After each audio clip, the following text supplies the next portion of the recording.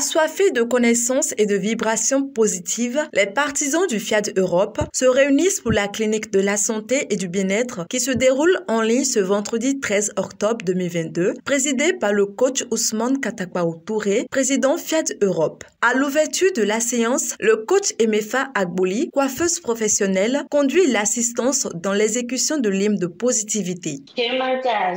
Je m'engage à être si fort que rien ne peut perturber ma paix intérieure. Chargée de l'accueil de ce soir, le coach Fumilayo Bamiduro, accompagnatrice, adresse ses cordiales salutations aux élus. Chers amis de la gang, bonsoir. Voilà, vous êtes là. C'est pour, je vous dis, avoir la plus petite chose qui manquait. Alors, je décrète la bienvenue à quiconque. Celui qui sait que ici aujourd'hui, il est là pour prendre le dernier pion, pour prendre vraiment son envol et aller au sommet. Soyez les bienvenus, chers amis. Que le meilleur soit. En tout cas, ce soir, vous êtes au bon endroit. Ces mots de bienvenue laissent place à la découverte du Forum international des ambassadeurs du développement à travers sa vision, sa mission et ses valeurs assurées par le coach Constantina Mistry, employé de banque.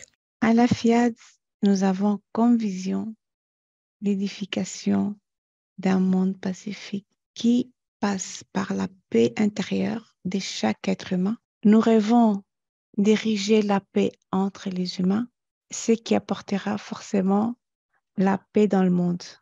Chacun de nous étant acteur principal dans la réalisation de cette perception, la discipline de la formation continue pour apprendre et réapprendre sans se lasser. Par ailleurs, nous devons nous accrocher à la foi en Dieu et en les êtres humains, en l'égalité entre les êtres humains, à la fraternité universelle. Je remercie les PM d'avoir introduit ces rappels à chaque webinaire parce que personnellement, à force d'écouter, j'ai fini par entendre et ça m'a impacté. Pour l'unique exhortation de la séance titrée « Le maître des temps et des circonstances ne t'abandonnera pas », la parole est donnée au coach Alvin Ackley, assistante en gestion de projet. Comme la plupart d'entre nous, j'avais suivi l'émission à l'ombre du coaching du PM dont le thème est « Cette émission va changer ta vie ».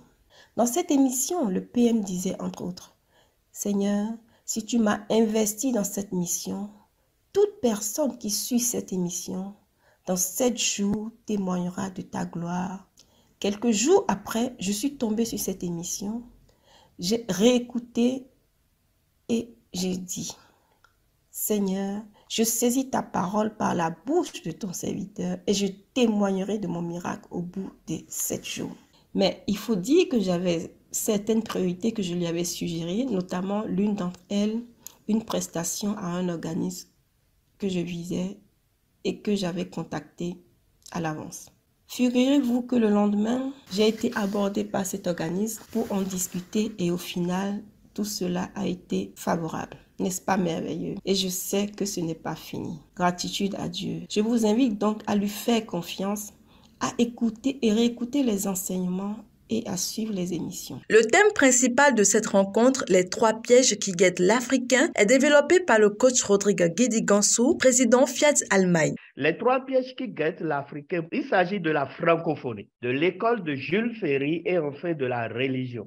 Le but de la francophonie ou son objectif, normalement, c'est de développer la coopération économique au service du développement durable. Mais qu'avons-nous observé jusqu'à présent? Nous nous allions devant les ambassades de France pour trouver visa, alors que pour aller dans d'autres pays qui ne sont pas francophones, il suffit d'avoir ses papiers en ordre et tu as ton visa. Le deuxième piège dont il s'agit, c'est l'école de Jules Ferry.